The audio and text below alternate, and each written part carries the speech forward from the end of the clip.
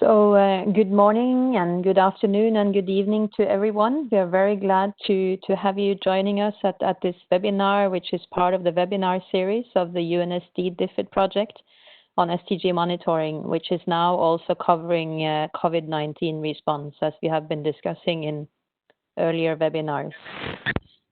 We have been sharing the outline of the project and the webinar with you before, but I will come back to that shortly. Before we start, however, I would like to ask you all to mute yourself. If you have any comments, if you have any questions, if you'd like to speak, please do that in the chat window. We will try and keep sufficient time for discussions and comments and questions throughout the webinar. So that you will have opportunity to speak, but while we do the presentations, please all mute yourself so that the sound is better for everyone who is joining. Thank you everyone for being here, and we are looking forward to run the webinar. I will be today's host of the meeting. My name is Vibeke Nielsen. I'm the coordinator of the UNSD-DFID project on SDG monitoring. I believe many of you know me already, but in case you don't, this is me. Hello. Today's webinar is, as the title says, going to cover COVID-19 survey development and related survey work, because we identified this as a key topic that many would want to work on and we're interested to learn more about. It's part of a series of webinars and workshops that we as the project team at UNSD will be holding in the weeks and the months to come. I would like to ask you all to mute yourself when you're not speaking, so that it's easier for everyone to follow. So we also see this as a very important topic because we know that you have had a lot of challenges when it comes to readjusting now to the new situation due to COVID-19, and we understand that that survey still is an important tool for you, but that you also still have to adjust to the new circumstances. From our perspective, we also believe that conducting these kinds of surveys is a good opportunity to get a better idea of the situation, and for you as statistics officers to showcase the importance of having an official statistical office which provides timely and reliable data. And we would very much like to be your partner and support you in this important work.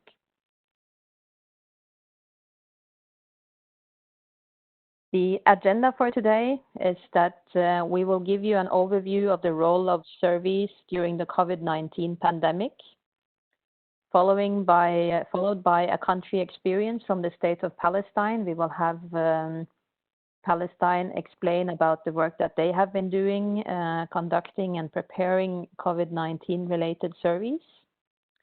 Then we will have a focused presentation on telephone surveys and sampling, and a focused presentation on questionnaire design and data collection.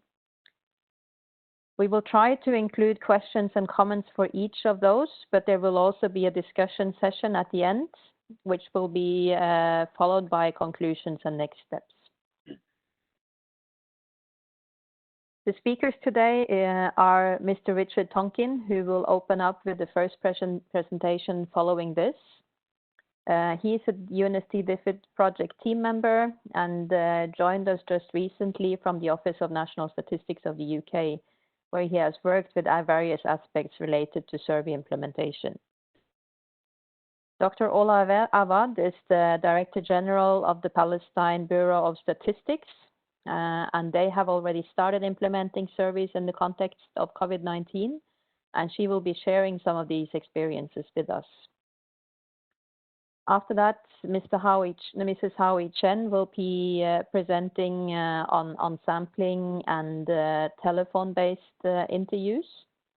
She is currently the coordinator of the Secretariat Working Group on Household Surveys, and therefore also, of course, has a lot of experience working with survey implementation and is connected to different international agencies in that context. And then lastly, Ms. Vibeke Nielsen, who's the coordinator of the UNSD-DFID project, will provide a short and quick overview of questionnaire design and survey implementation in this context. As I mentioned in the beginning, please let us know if you have any questions. If you have any comments, please specify that in the chat window, and we will try and follow up from there. I would now like to hand over the word to Richard, who will share the first presentation with us. Thank you. Thank you very much.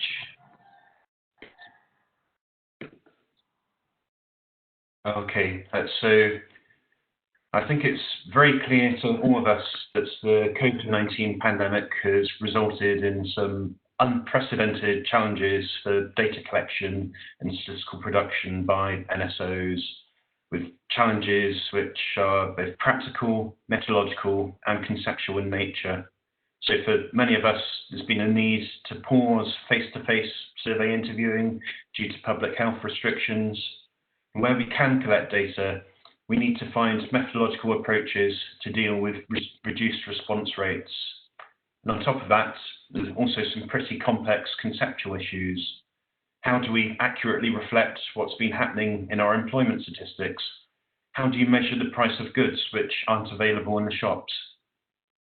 But despite all of this, what I really want to emphasize in this presentation is the considerable opportunities that we have right now as statisticians to both increase use of statistics in decision-making and raise impact and profile of NSOs kind of on the national and international stages.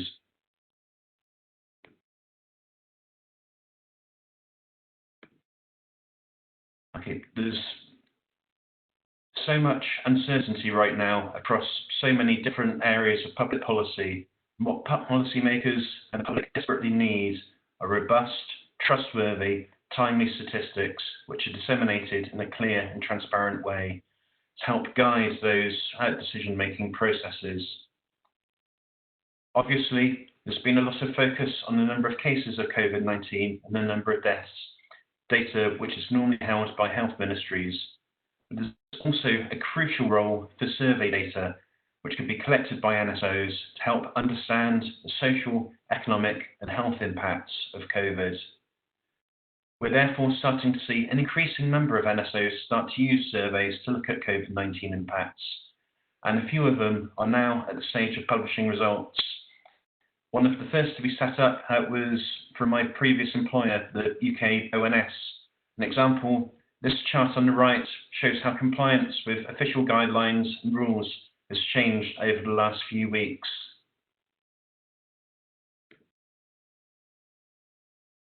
Now, if we start to think about the types of questions we can use surveys for, starting with the social impacts of COVID, you can start to get a sense of the huge number of issues that can usefully be addressed. Do people have access to the education and learning opportunities they usually do? If children are having to be homeschooled, is that actually happening? And what are the impacts of that on children and households? Are people complying with social distancing measures? And what other precautions are people taking? And here you can see some recent data collected by Statistics Canada asking just that question. Also important to try and understand kind of how the current situation is affecting people's personal well-being. What impacts is it having on loneliness? And what concerns do people have around their friends and family, in particular if they have caring responsibilities? Do people have access to the key services they need? And can they get access to important grocery items and other essentials?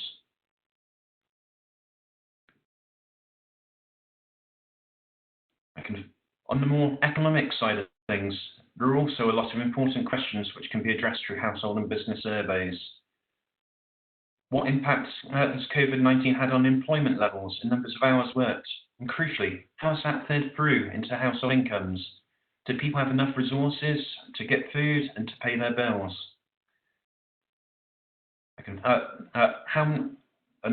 More specifically on the business side of things, how many businesses have ceased trading?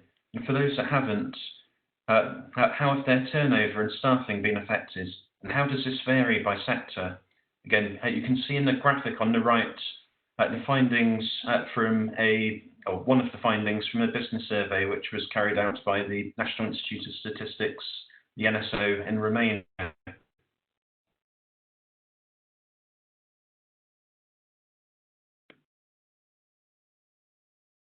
And there are also important questions of health experts which can be addressed by surveys beyond what we can typically get from health ministries. These include questions around access to medical services and medication, as well as whether people have access to soap and clean water for regular hand washing. It's also possible to carry out COVID infection surveys, combining a household questionnaire with COVID testing, something the UK Office for National Statistics has just started doing. As you can see from the results of the pilot, they're able to look at current infection rates for different groups of the population. But there are a lot more related questions that surveys can start to inform us on, including whether people have the virus but are asymptomatic, or whether they've had the virus or recovered, or even whether they've recovered and then been reinfected, and whether an infected person is likely to reinfect. All of these are obviously crucial pieces of information for informing government's responses going forward.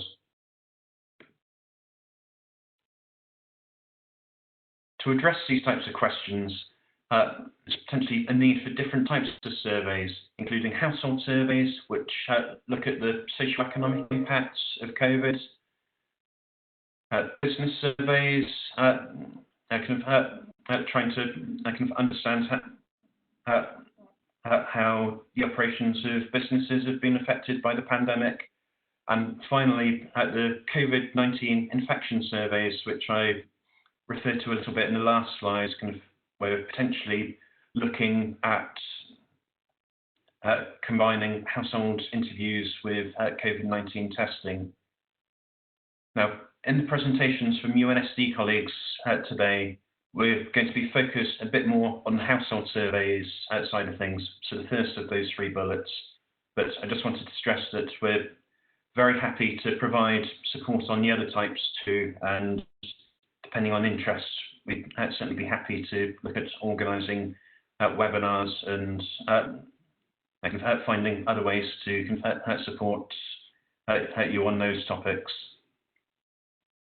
Now, depending on country circumstances, the COVID-19 impact surveys may involve a combination of adding new questions to existing surveys or doing entirely new COVID-19 pulse surveys.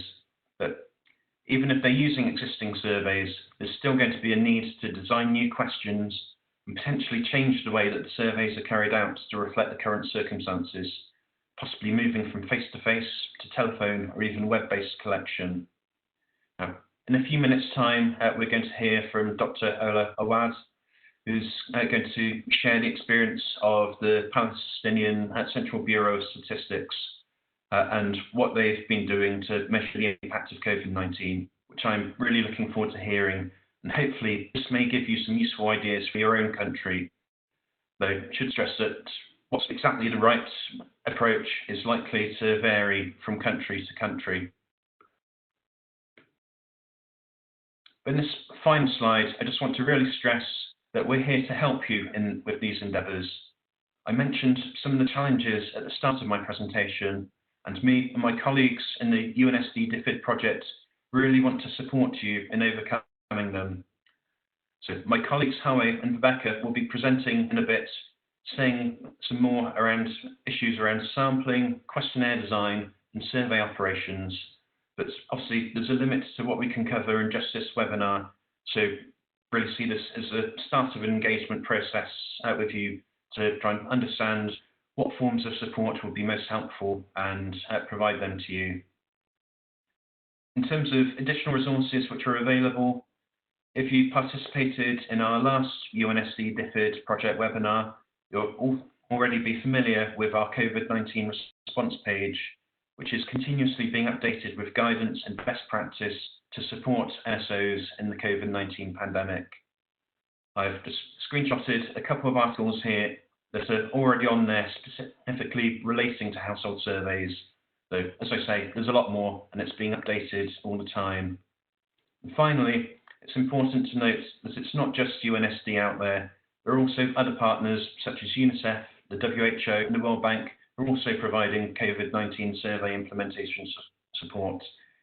So despite the challenges, there really is a lot of support out there to help you make the most of the opportunities and to raise the profile of official statistics at this current time. Thank you very much.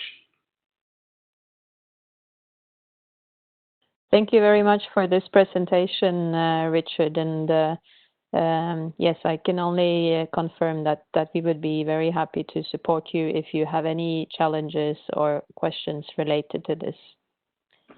Are there any immediate direct questions to Richard and his presentation before we move on to the next presentation?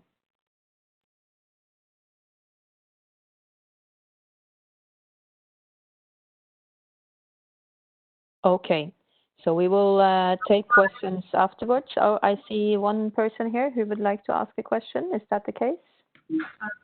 Yes. Hello, everyone. My name is Nazira Kerimalieva. I'm from National Statistical Committee of the Kyrgyz Republic, and I have a question. From your side, what is the best to collect such kind of information which you mentioned during your presentation? Is it better to do a separate survey, or it's better to conduct such kind of survey or model within the householder survey, which we are doing each month? Maybe more technical question, but it will be really interesting to know your opinion.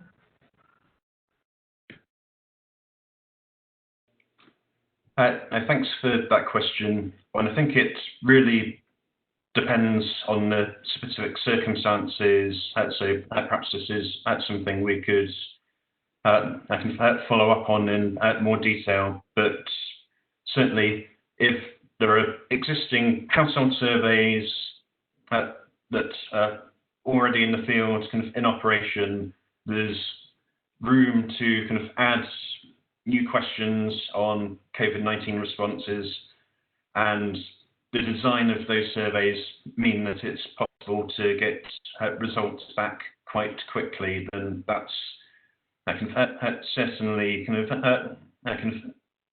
a valid approach for taking kind of again based on my personal experience. Kind of what we found in the UK was that some of our surveys, the design of them kind of isn't well suited to getting very rapid data back.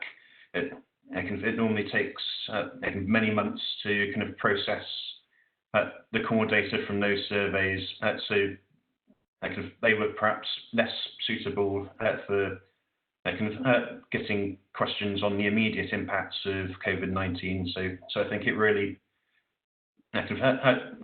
depends on the national circumstances and the specific design of the surveys in question.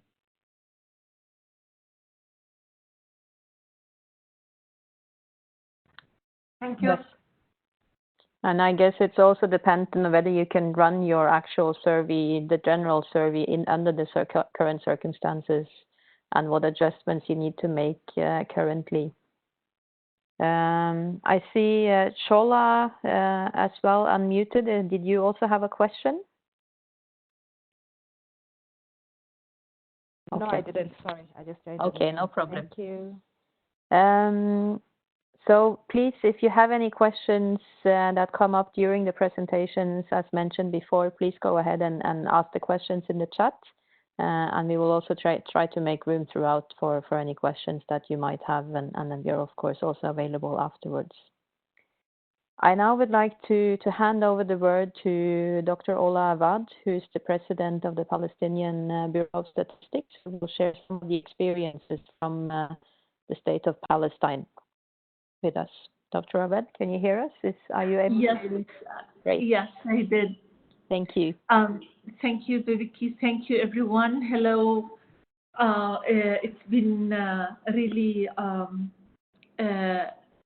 a long time, maybe a while after the commission that we didn't, everything was running and collapsing after the commission.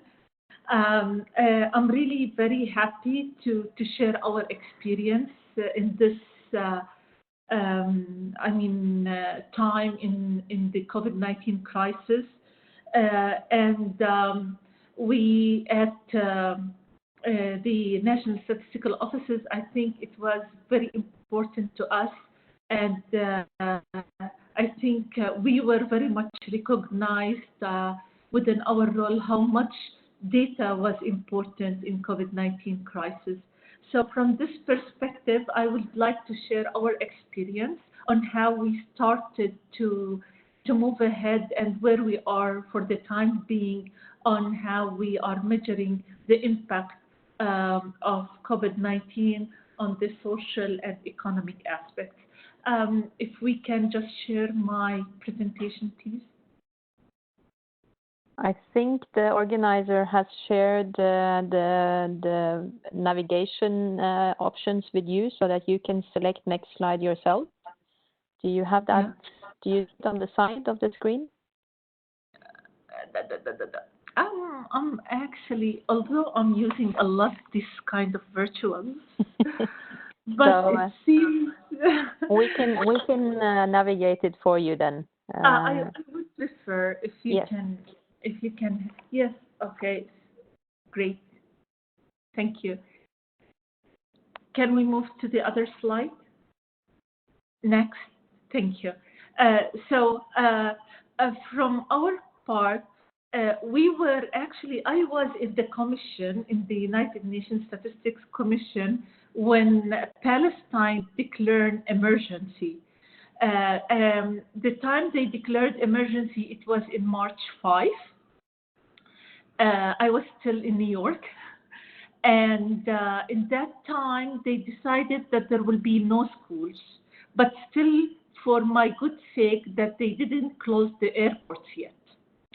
But I mean, they started with schools, and they started with the Bethlehem governorate, that they put an immediate lockdown on only one governorate, which was Bethlehem, because COVID-19 came from the tourism perspective, from tourists who came from outside of Palestine.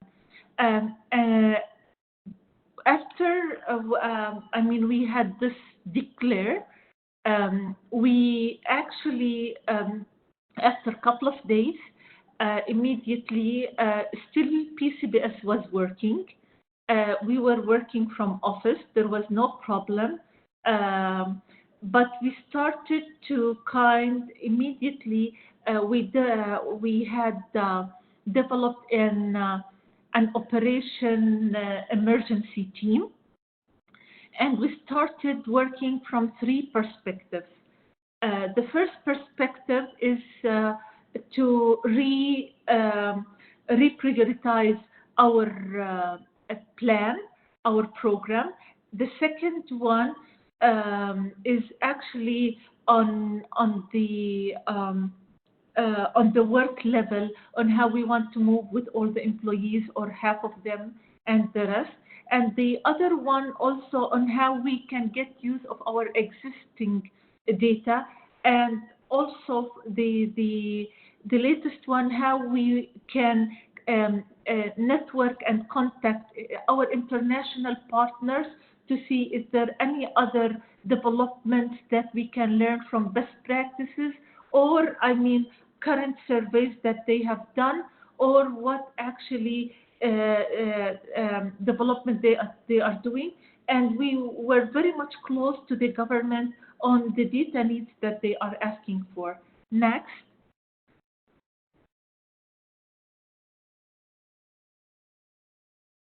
Actually had 3-time renewal or extension of our emergency situation lockdown in Palestine.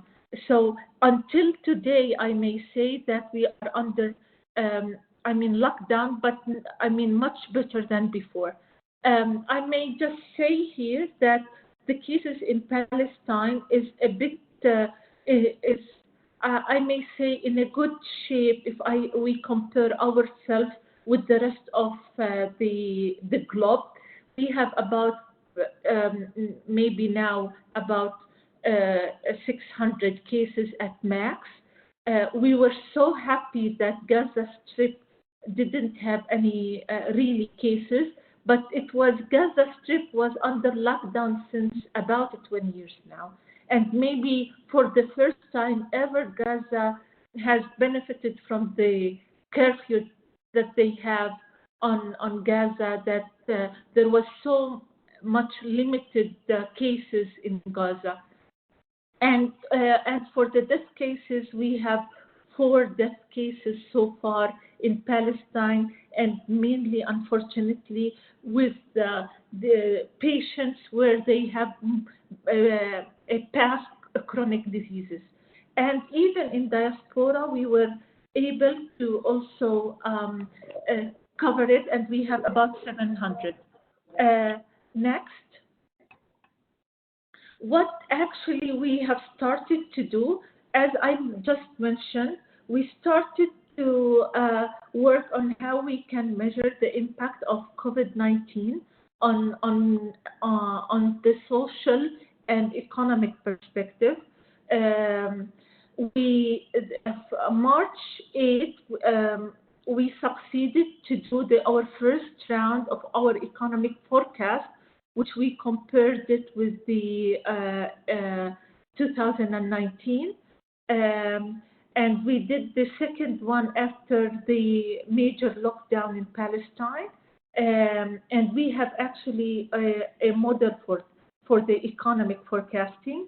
And also we share it with all of our local and international partners.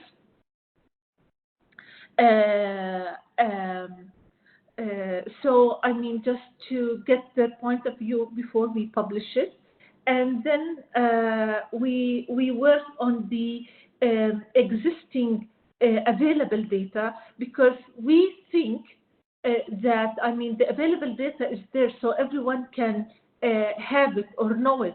But I'm telling you that even the government, that they were very much surprised when we provided them immediately with the existing available data, because we know what we have, but they really don't know. So it was really very much important also to get benefit from the existing data that we have, to provide it to all of our partners.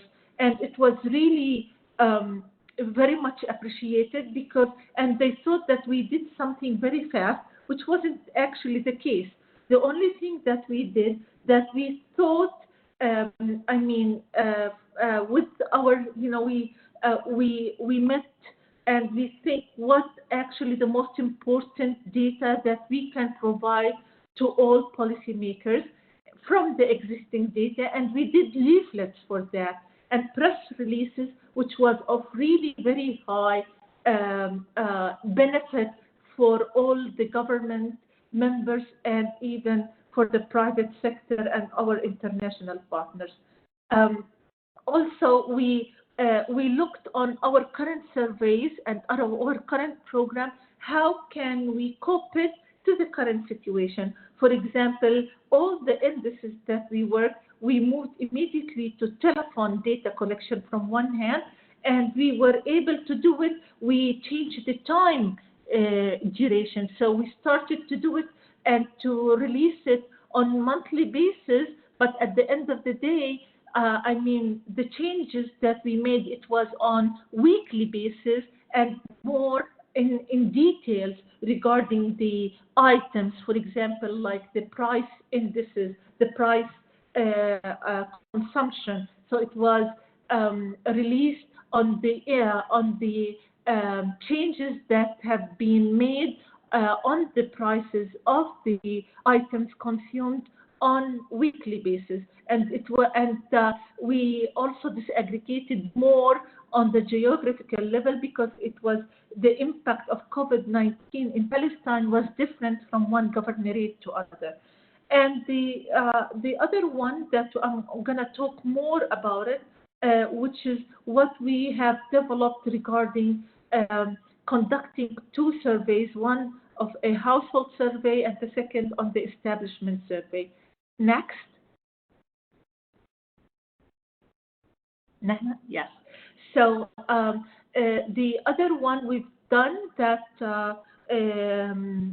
we worked also on the labor force survey. Labor force survey for our good fortune for all the national statistical offices that the last development of the manual of the labor force was actually can cope immediately and was very much adjusted that can measure, any kind of crisis.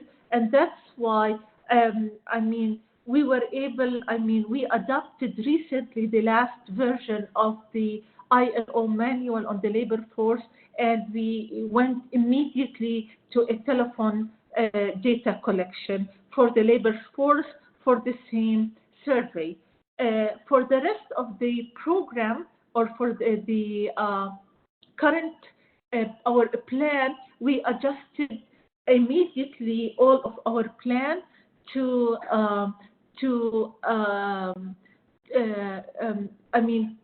develop it towards measuring COVID-19 from one hand, and the other one we postponed part of the activities in this year that that it can't be implemented during the current crisis.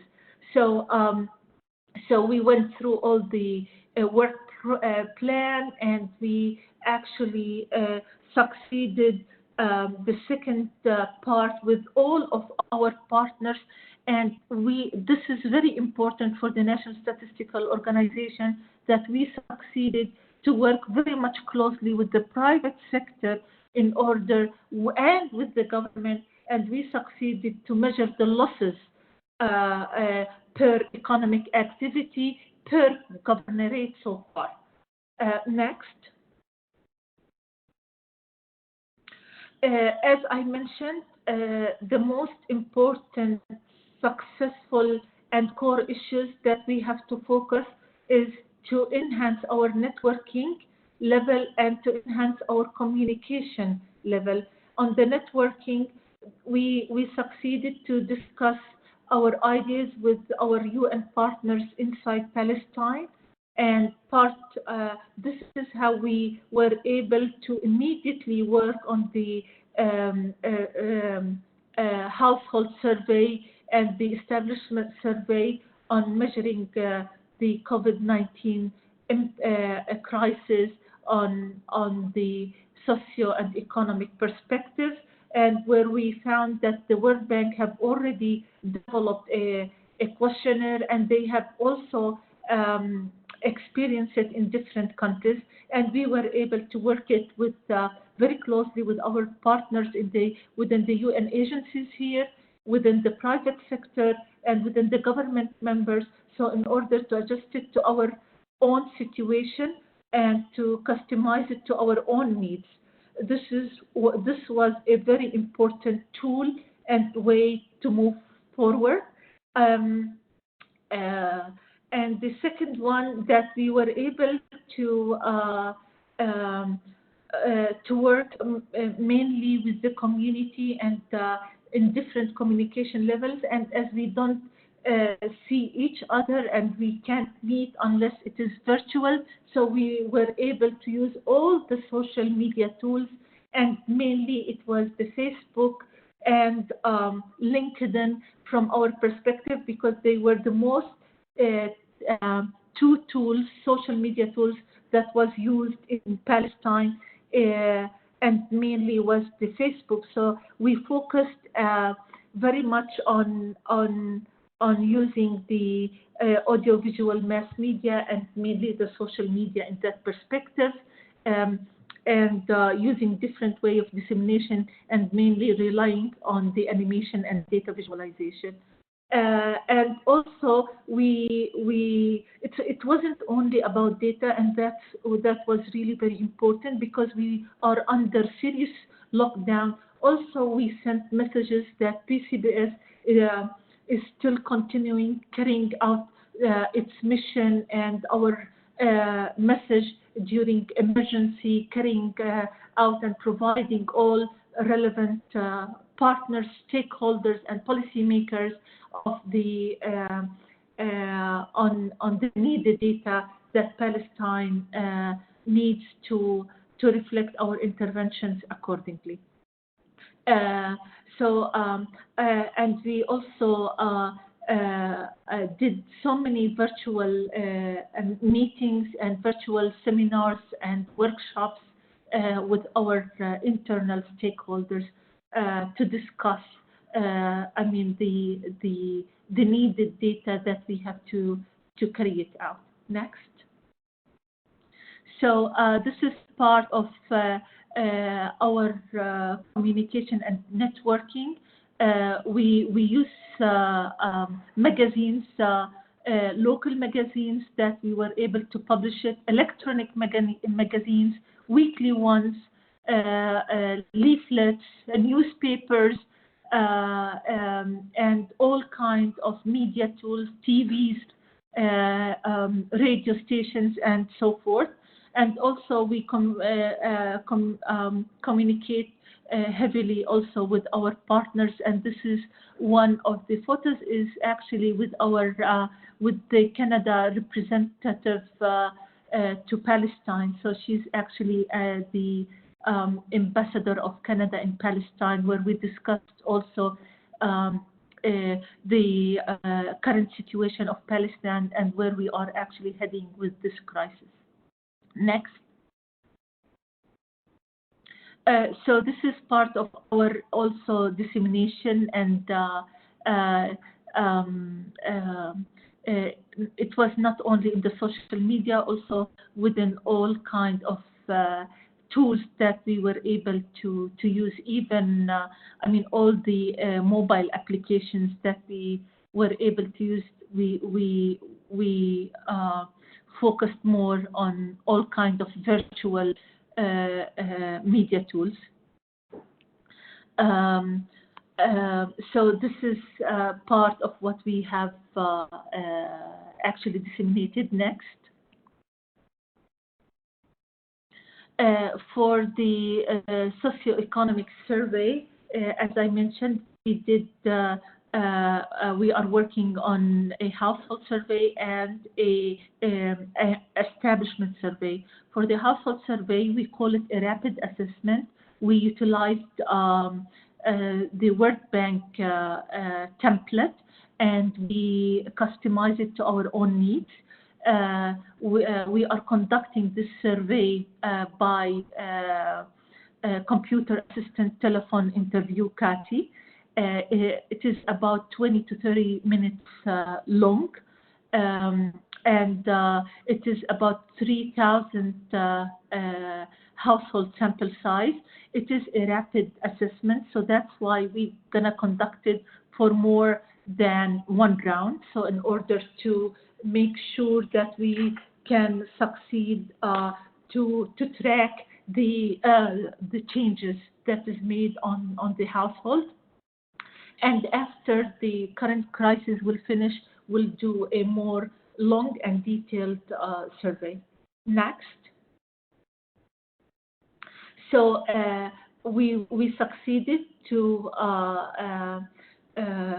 cover the impact of COVID-19 on labor force, on access to service, and I'm sorry for the dictation, on health and education. We are also covering how the households are able to cope with the current crisis, and also the questionnaire will cover also more on social protection. Next. So we succeed. The second survey, it's on establishment survey, how we can understand the impact of COVID-19 pandemic on business. So we covered 5 main dimensions. The first one, the lockdown effects. The second down about the supply shock that the economy faced. The third one is about the financial shock and also its impact on the establishment. The other one also the demand. So we measure from the demand and the supply perspective, and also the uncertainty of driving down the investment. So this is how the establishment survey that will cover. It is also a rapid assessment establishment survey. Next. So as we say that the establishment survey will cover, we called it business pulse survey measure. So it will there will be will covering the firm size and the impact of the COVID-19 pandemic on operation, on employment, and on business effect. And also we are covering too about within the uncertainty about the establishment, this prediction about the future impact of COVID-19 pandemic, about the long-term impact. And also we added, this is was requested by the government, that what can the government do to help them. So we did kind of categorizing in this part, but also we left for them also what, from their perspective, what they are asking the government to help. And the last one is just to see how the firms were able to adjust to the COVID-19 pandemic through what changes that they had made in their businesses in order to adjust their business to, related to cope with the current crisis. Next. Thank you very much. This is very interesting. We're just running a bit out of time, so if you could kind of summarize the last slides very generally, and then we'll also share the presentation with everyone afterwards. Thank you very much. Thank you, Viveki. So this is actually where we are. This is part of the methodology that we are running. It is about the most important thing that we are working, and we are developing the methodology based on a current survey. So it's something based on the, for example, the establishment, the business pulse survey is based on our economic survey. So we are going to the economic survey, but what we did that we declined the economic survey that we are running on annual basis. We just reduce it a lot. So we made the core issue is the impact, which is covering or measuring the impact of COVID-19 pandemic on the enterprises from one perspective, and just taking mainly few questions from the economic survey to be added on this. So this is how we were able to adapt the our surveys, whether it's on the household survey or the establishment survey. On the household survey, we are using actually the what we call it the CISRIC survey, which is the food security survey that we are conducting on household. So we are using it to and use the template of the World Bank, and we adjust it to this survey. For the and for the establishments, we are using the economic survey. Next. And this is what we are talking about. The rest of the methodology, which was for the labor force survey. The labor force survey, we are using the last adopted ILO manual on labor force. But the issue was actually with the methodology, because I mean 50% which we use on the current household, and the other 50 which are new. The other 50 which are new, we didn't have their phones. So that's why, I mean, we worked very closely with the ILO on how we can replace and use the current actually households, and to collect, to be able to collect it by phone, and to be flexible, at the same time have really minimum impact on the quality. So this is adjustment that we did on labor force survey. Next. So this is what we've done. The labor force participation rate, this is the main indicators that we were able to cover. During the lockdown, sharing with, selected groups,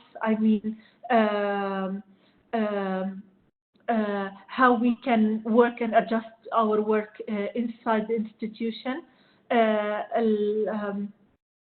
The individual, the absence from work by reason from absence, this is for the labor force, and the individuals employed working more or less hours, and this is just, you know, to save time. This is all is covered within the current labor force template that the ILO manual already published, a year ago. So you don't need to change anything about the labor force survey, but just make sure that your methodology can be implemented. Next. So the only thing that what we're saying is that we are making sure to change our field work from face-to-face to telephone interview. Lots of efforts that have been made to minimize the missing data. From the day one, we succeeded to do the data collection by phone for the CPI, and the rest of the work that we are following it is from home. Next. So everything, all data was collected on the CPI. This is only related to the CPI. The only thing that was changed is actually the release and the main items, which has been more written, specified in details, because the changes, the prices has changed on specific items related to the lockdown because of the COVID-19 pandemic. And we were able succeed to compare data between the time periods over time and before and after COVID-19. Next. Thank you. I just want to tell you, I'm sorry for the kind of the spelling mistakes that you have. We have another developed presentation, but it seems this is the one that you have, which is the old version. But we will be able to provide you with the adjusted presentation that we made for this webinar. Thank you very much, and I'll be happy to answer any question raised from the audience. Thank you. Thank you very much, Dr. Awad. This was very useful, and I see that we are already getting some questions. I think for time purposes, I'll first ask Howie to make her presentation, and then we will combine the presentation, the questions at the end after her and my presentation. But thank you again. It was very useful, and it's always helpful to have some of your experiences. Howie, please go ahead. Hello, thank you, Rebecca. Thank you all for being here.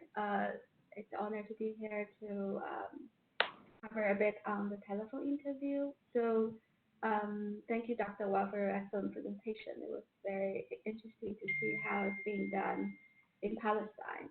So I will be discussing a bit on the telephone interview, what are the issues you might want to consider. So during this Corona time when face-to-face interview is not possible, and a lot of questions were asked. Can we switch to other modes that do not require physical interaction? This might include telephone interview, or through telephone, or through web, or there could be a mixed mode. And I don't have a straight answer, but really it depends on what you would like to measure. I think what Dr. Awad has covered both of them. For example, what is the impact of COVID, social-economic impact of COVID, if this is what you want to measure. And or you are carrying out another round of survey that has been going on in the country, and then you cannot use face-to-face as usual. Is it possible to switch to a telephone mode?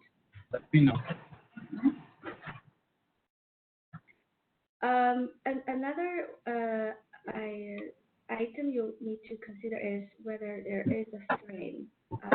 If you would like to do telephone interview, select respondents. Let me go to the next one.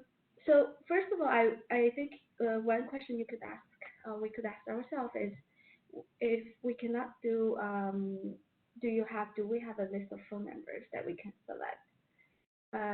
Respondents, either from a recent survey, which is a lot easier, straightforward, if it's updated or it's available, like what Palestine has been doing.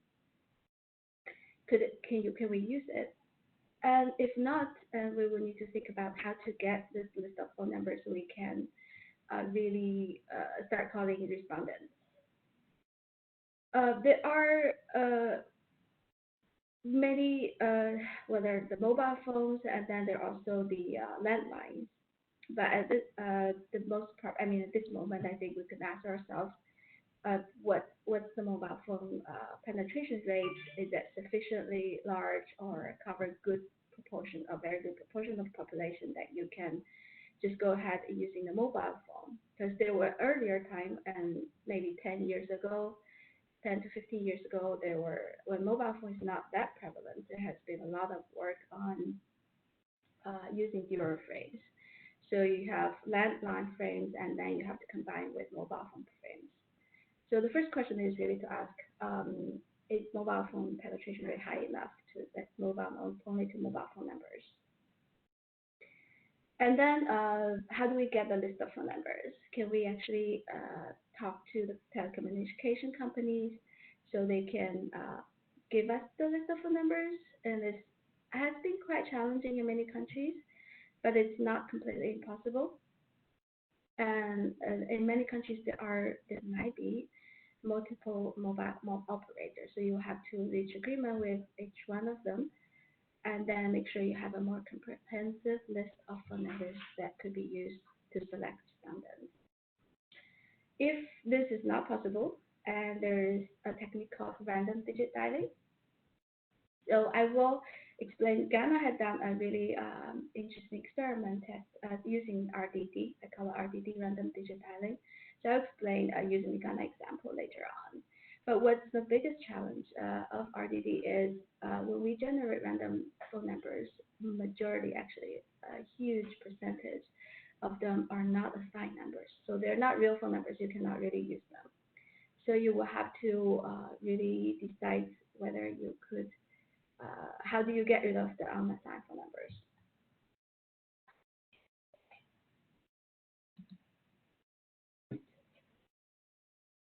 I will just talk a little bit about the quality of telephone frames, and many of you are familiar with this. The quality issues are not different from any other sampling frames. But for telephone frame, I'll just give some examples, and there are solutions for each of these issues, but I will not cover them here. Feel free to reach out to us, and then we can discuss further on how to deal with each one of them. The first issue is how good is our coverage of the telephone frame. There are people, no matter what, that don't have a telephone number, so you will never be able to reach them. These people have zero probability to be selected. And these people are usually vulnerable population groups or marginalized. So we will have to make sure that think about how we cover them. So in this example, I don't have a phone number, so you will never be able to find me or people like me. And another issue is really a lot challenging for a telephone frame is there is a huge called a blank element on the frame. That a number that you generated from RDD it actually doesn't correspond to any individual. It's a blank number, majority of them, or it's a business number.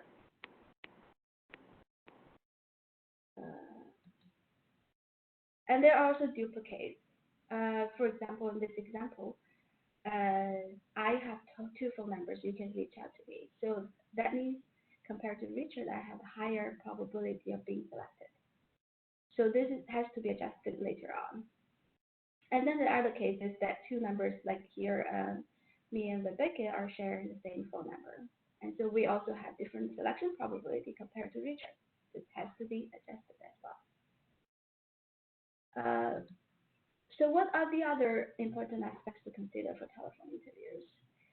Typically, response rate is lower.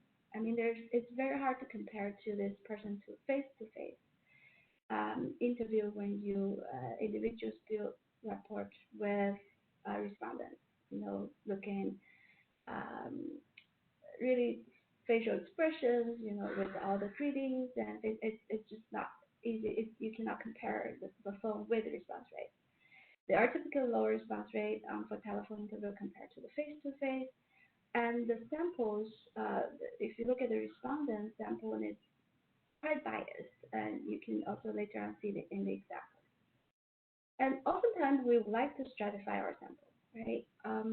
We do it with area sampling, with urban, rural, and geographic distribution of households, and we can do that and further control the selection of respondents or households.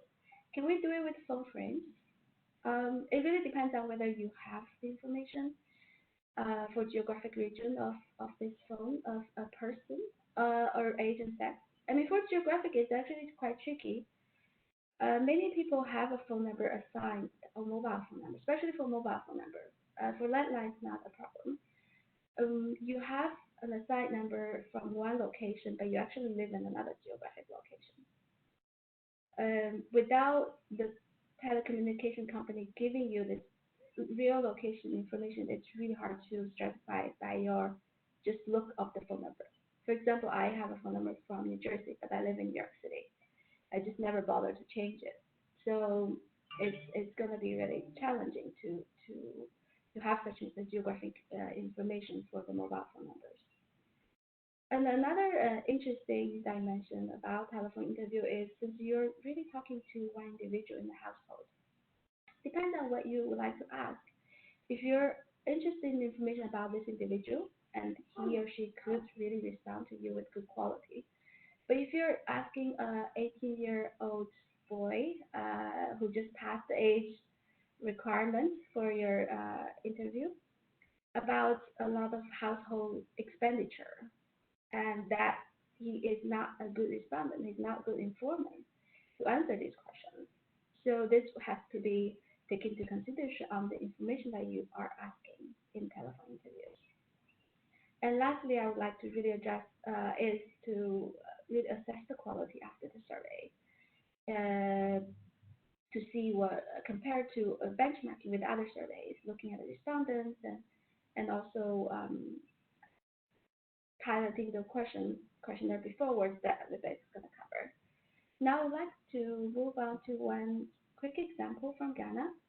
So this was a paper published in 2017 that Ghana has experimented with the RDD technique to use telephone interview to ask questions similar to DHS. I mean, of course, it's a lot smaller questionnaire.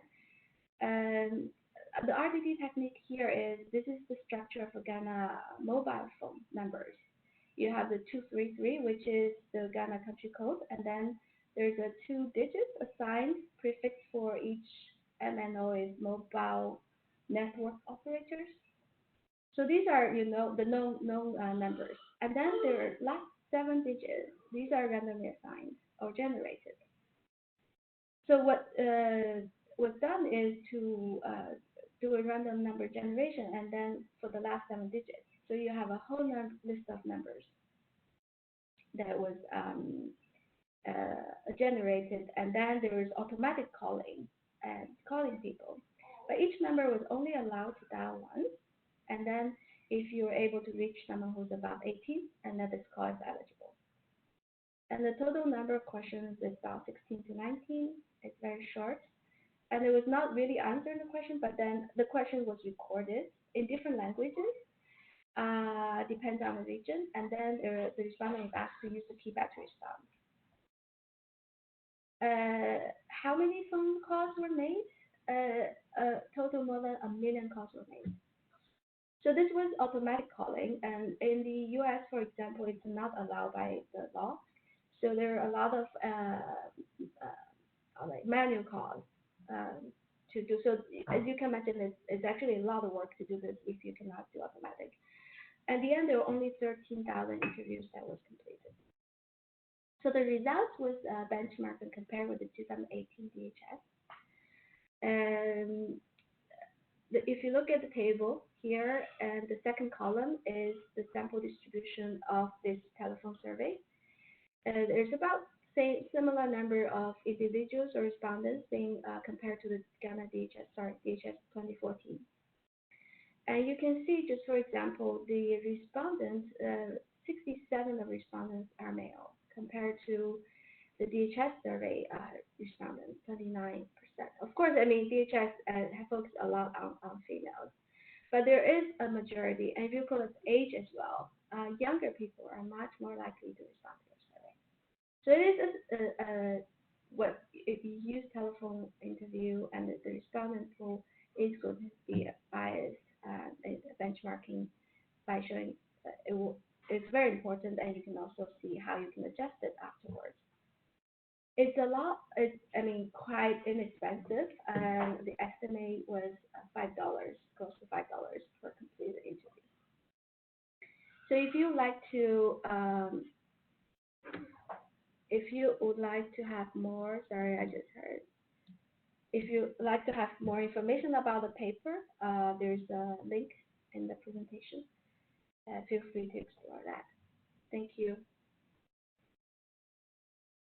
Thank you very much for sharing your information, Howie. Also very useful, and I think this is also very much to the point. Many of the questions that we have been receiving from the countries has been how to move on to telephone surveys. I've received some bilateral questions from participants. Please go ahead and also ask questions if you have. I will add those when after my own presentation. If I could get access to the slide deck, that would be useful.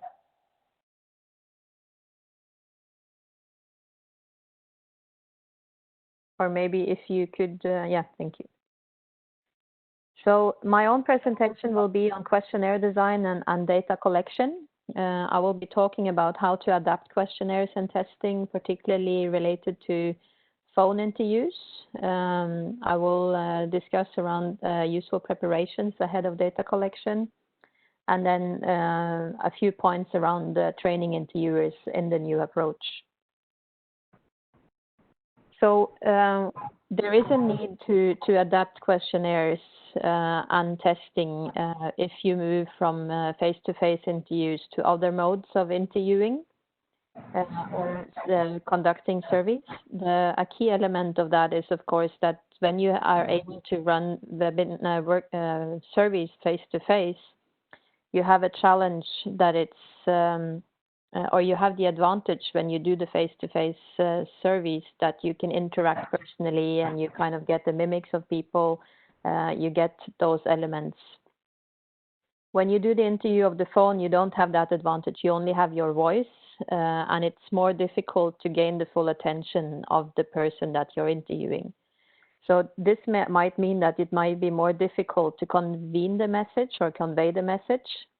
Which means that you should aim at having shorter and simpler questions, and also not to give the respondent too many response options at once. because the cognitive processing is usually lower than we assume, and people might lose track during or while the question is asked. So this is something that we should consider when developing the questions for phone interviewing. It's also a shorter time span of attention, I would say, often. So you might want to reduce the number of questions to keep the attention. What you could do instead is to try and run the survey regularly and ask less questions each time, because if you have contact with people over the phone and you have phone numbers, it might be easier to get in touch more easily. You don't have to travel into the field, which is often implicated with costs, etc. There is a lower cost element to phone interviews because you don't have to do the travel and per diem, etc. But there are also things that you should consider in regard to whether all questions could be asked on the phone. Maybe there are some questions that are not possible to ask on the phone, which are only possible in face-to-face. This may also be combined or linked with the fact that you may not be able to get information from all household members. When you see people face-to-face, you can ask to meet, for instance, the female in the household.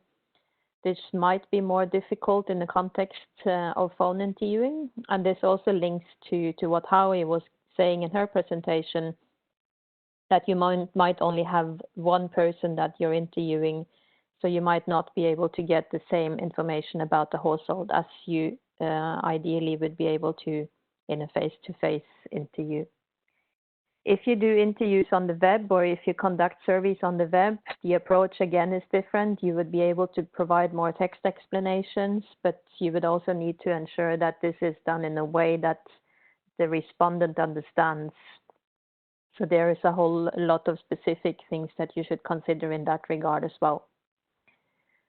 Something that is always relevant and very important is to carry out scenario testing or cognitive testing before you actually go into the field or you start the survey, the phone survey or the web survey.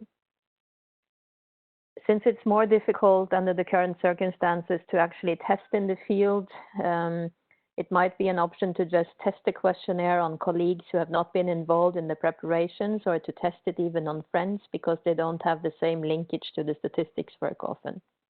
This is also something you can do on the phone to become more familiar with conducting phone interviews. And then if you do a series of phone surveys and you do them regularly, you can of course also use the test and survey data results to refine the survey throughout. But this needs to be taken into consideration linked to the need for sustainable and proper time series. I'm going to just as an example give you one question that would be kind of a phone question to visualize or to contextualize that it might be difficult to keep the attention to the whole question. So the question, for instance, I could ask is, as a result of COVID-19, has your household been impacted in any of the following ways? Lack of access to education, reduced access to food markets, lack of access to health services, lost job, reduced income, no equipment to work from home, challenges in moving around due to reduced transportation. I assume that most of you did not capture all the different options that you were given, and research has shown that often people give you the last option because that is what they remember. So instead of giving everyone all the options at once, you might consider rather taking a different approach, maybe explaining more and maybe also breaking it up, especially when you have multiple choice questions like that. Here was the question I was asking. You could instead try and ask one by one. After saying, I will now ask you a series of questions on whether your household has been impacted by COVID-19. Have you lost access to education? The person could have a chance to respond. Then you could move on to the next and so on. Also, the question should not be too long because you may lose the attention span of the respondents. And there are a few other things that you should look into as well, and we're happy to help you out with those considerations if that would be needed. It's also important to assess your preparations ahead of data collection. If you do a phone interview, the respondents may not be familiar with your phone number. They might not pick up the phone. I know for myself that I usually don't pick up the phone if it's an unknown phone number. So you might need to prepare the respondent that something is coming. And something that is quite common is to send an SMS ahead of the interview, like I'm showing here in the presentation, where you could say something about the time you would be calling, why you're calling, and also allow them to get access to a website so that they can check and verify that you are a serious actor and you're not trying to scam them. You could also call ahead of the interview to try and also confirm that the number is linked to the right person, linked to what Howie was saying earlier. And you can also follow up with SMSs if the person did not respond. And then, of course, it's useful as when you do face-to-face interviews to do general information campaigns, but you might have to do it in another way than you usually do. Radio might be more useful than otherwise, TV, etc. But you could also, of course, also contact village leaders, health workers, etc. Another set of important preparations is to assess whether you actually have phones to call with. Would you have office phones available? Would you need to ask your staff to use their private phones? In that case, maybe you need to purchase new SIM cards that are specific to the survey and to the statistics office. Is there a need for handsets? But also, how would the responses be entered? The ideal, of course, is if the interviewer has a laptop or a tablet where the information can be entered, because it's easier for the interviewer and you would also get the responses more quickly. But if that is not possible, would you need to enter it on paper forms? And if yes, how would you print and how would you distribute the paper forms? And then the environment for the interview, the phone interviews. If interviewers are not working from home, do you have a call center or do you have another place where they could call and ensure that they have the environment around them to get the questions asked and be sufficiently concentrated. If they have to call from home, you need to confirm with them that they have a quiet place they can work from and that they have access to the necessary materials, etc. You would probably also need to train interviewers because it's new to them. There might be some adjustments in the interviewing techniques. They would maybe need to take more breaks, ask if everything was well understood because they don't have the face-to-face option. So you need to communicate more through words when you only have the voice as your communication tool. And if you're not able to train your interviewers face-to-face, you might need to develop some e-learning, use online workshops, and we could also help with some of that materials or share materials that might be useful in the context.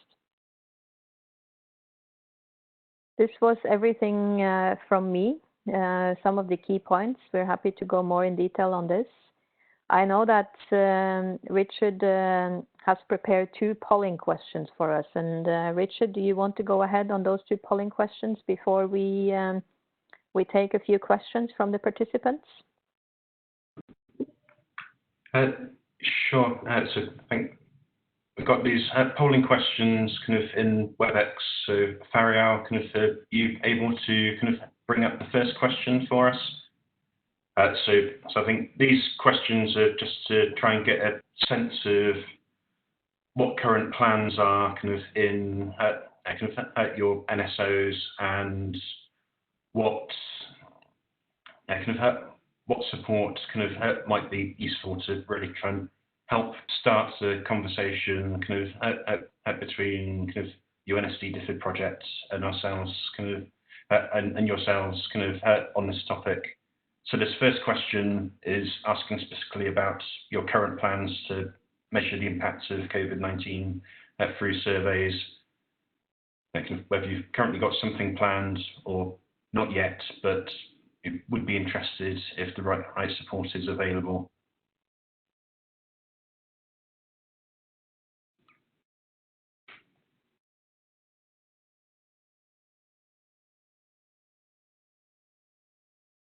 So I think as we're starting to be quite limited on time, perhaps if we try and reduce the time limit from 3 minutes, Farial, so perhaps give people another 30 seconds or so to answer this first question.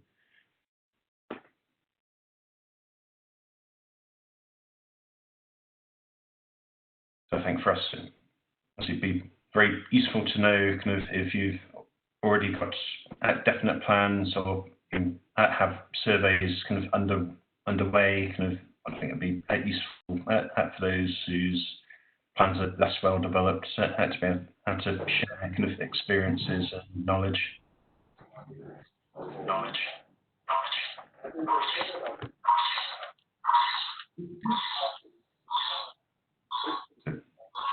To close this first poll now.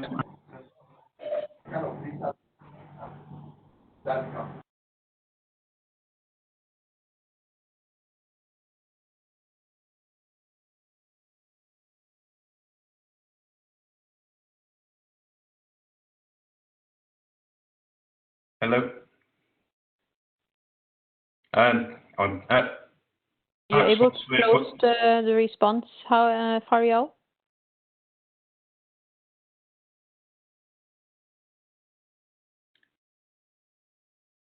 Okay, that's great. Have we?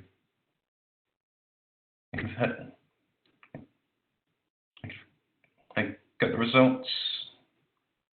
Okay, that's good to see. So we've got a mixture of people who've got surveys underway or are planned, got definite plans, but also there's a group of people who don't have anything planned at the moment, but are definitely interested. So that's helpful to know. And perhaps in the discussion, if you do have things which are planned, you might want to mention a few words about what you're up to.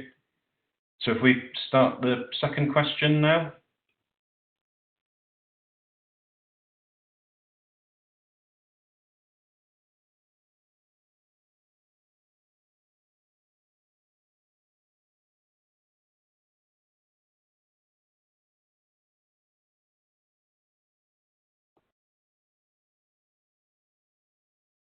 Okay, so this is really asking about what support would be most useful from UNSD. So on this one, if there are multiple areas where you'd be interested in getting support, you can tick multiple responses, and as it says, if you're interested in support in an area which isn't mentioned here, please do mention that in the comments.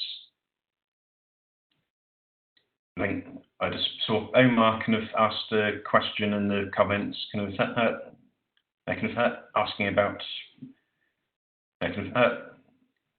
what to do if CATI isn't feasible, and then so you need to look at the specific circumstances and whether a CATI survey might be possible amongst people who've already responded to a face-to-face survey, particularly collected telephone numbers from that, but also one option might be thinking about how face-to-face field work can be conducted in a safe manner during the COVID-19 pandemic. So see that's an area which we might be able to offer support if people are interested.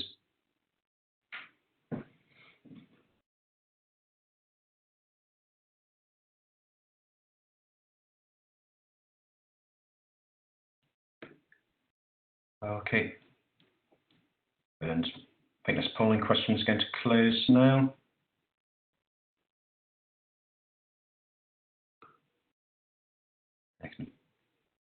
So, can you see the results for this one, Farial? Excellent. Okay, that's good to see kind of on this kind of mixture of different topics that people are kind of interested in. And I can see kind of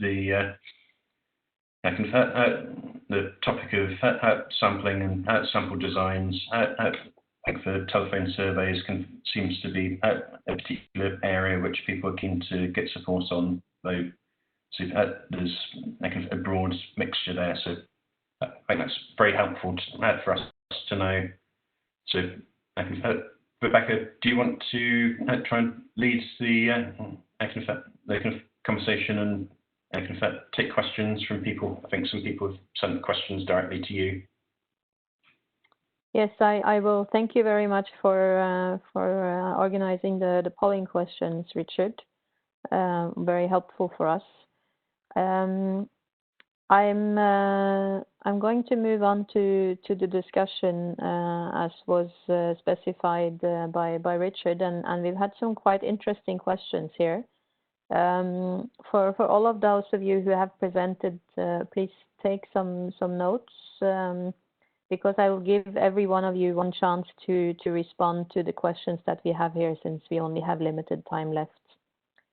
From Abarash from Ethiopia, we had a question on how you maintain the time series if you change the methodology, especially if you change and replace a lot of households. Will it not affect the sampling design?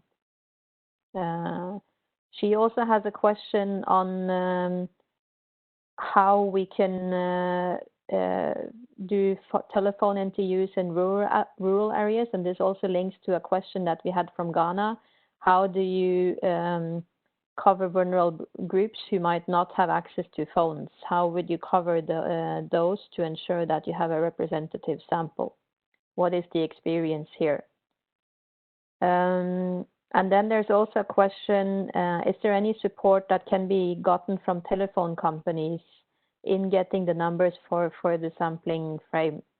If anyone has examples on that, we'll first hear from the presentations, and then if anyone else has comments. In addition, we had a question here for Palestine specifically. How are your observations with interview experiences calling respondents, especially if they're calling from their homes? How is that working out?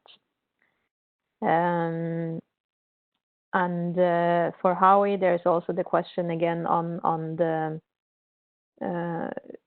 how do you kind of do assessment specific for vulnerable groups, etc. Richard, maybe you could go first and respond based on your views, and then we hear from Dr. Awad afterwards, and then from Howie, and I can also add quickly if there's anything. Thank you.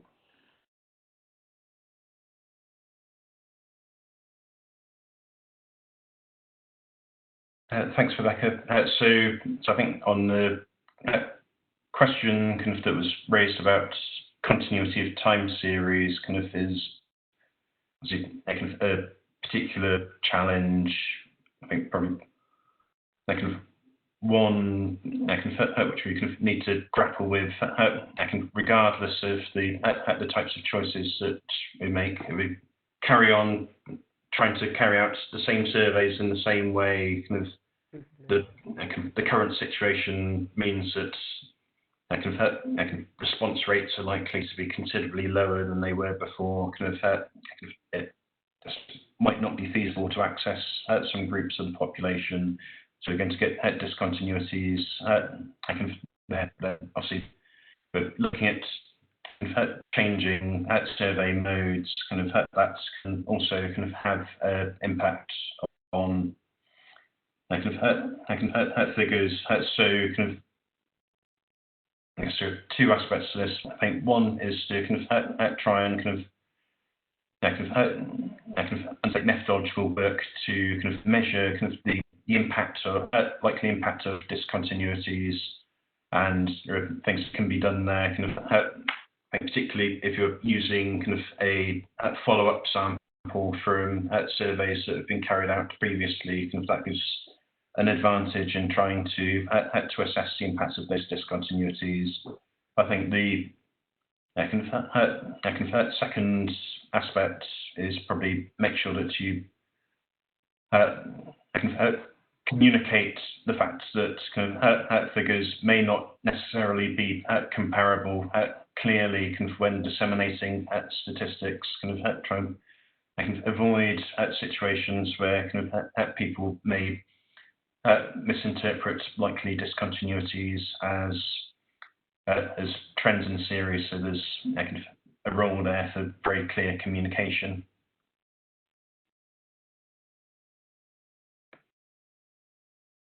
Thank you, Richard. Dr. Awad, please share your views on this. Thank you, Viveki. For the first question regarding if it's better to append COVID questions to an existing survey or using a standalone survey, I mean, for me as a chief statistician, first, it varies. When you are under lockdown, you want to do something quick, and that you can do it on the face-to-face.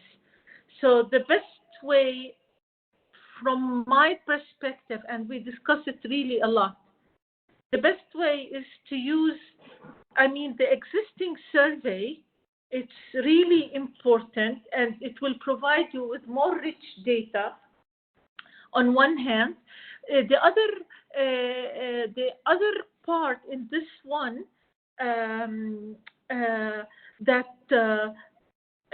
I mean, at the end of the day, you are going to something really quick, especially within the current crisis. So, on all perspectives, it's better to use the existing survey. The rapid, quick survey that you are using, you can utilize the methodology of the current survey and also the background of, I mean, and the results, which was before the current crisis. So at least you can have more rich data in advance. The second question, how you maintain the time series. When you have such a shock like COVID-19 crisis, at the end of the day, it's the most important that you are able to cope, that you are able to proceed. For example, the labor force survey, within our round that we were running, we were within, I mean, March was the last month that we were unable to do a data collection from the first round. And the second round, where we have, I mean, the current crisis, COVID-19, started within the last month of the first round. But I mean, it was impossible for us at the end of the day that we, adjust to the same sample size, because our sample size, 50% of the sample size was a current one, so which we had their telephone numbers, but the second one, we didn't have their phone numbers. So that's why where we contacted the ILO and we just put so many scenarios on how we want to move forward. And just for the current crisis, we said we can get use of the previous, sample current households that we have actually used, only just in this particular period of time. And this has to reflect with the current shock that you have. So it's better to do it, better than not to do anything. The third question, the support from the telephone companies. I mean, we didn't use it. It can be used if it is from a stand-alone survey where you can get the sample size. From our perspective, it was one of the scenarios that we studied, but we said, first, let's check our contacts and see how we can move forward. If it worked well, we can go for it. If it's not, we can go for another source, which is the telephone companies. But for our good fortune, that we were unable, that we didn't need need the support of the telephone companies from our perspectives and from our experience. Thank you. Thank you, Dr. Awad. We are running out of time, but I want to give you a quick chance to respond to questions as well, Howie, before we close.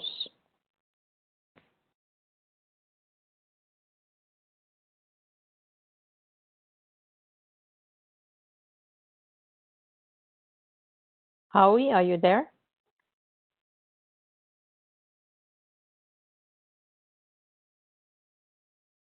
Okay, I can't hear Howie joining us. So generally, thank you very much. There were a lot of good questions that came also now at the end. I've been saving them all, and we will try and respond to the questions in writing per email, sending to the UNSD-DFID focal points and the email addresses we have. Just very quickly on some of these issues, I think it's very interesting to assess the challenges with people speaking different languages. I think that can be addressed by some of the same means as if you move into the field where you would try and use interviewers that speak the different languages, try and use your network of interviewers that you already have and ask them to be involved in the telephone interviewing. When it comes to meeting or reaching the persons that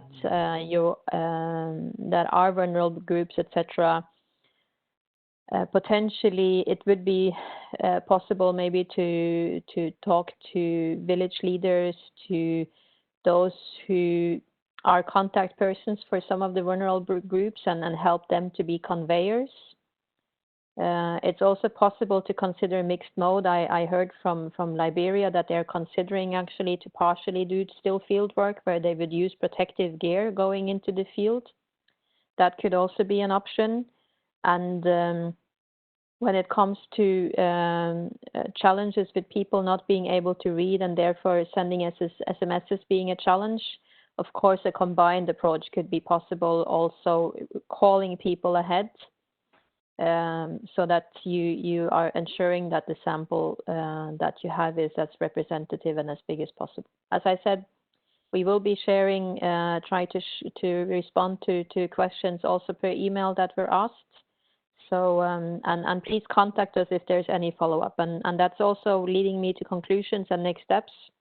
As I'm also writing here in the on the slide, please contact us with any requests or questions that you may have. We are happy to try and help you out, as we've been saying throughout this presentation and webinar. Also related to other project aspects, I will be sending out some emails in the next days related to different elements of the project, and so will some of my colleagues be doing. And we will follow up with you based on your requests, both now and earlier.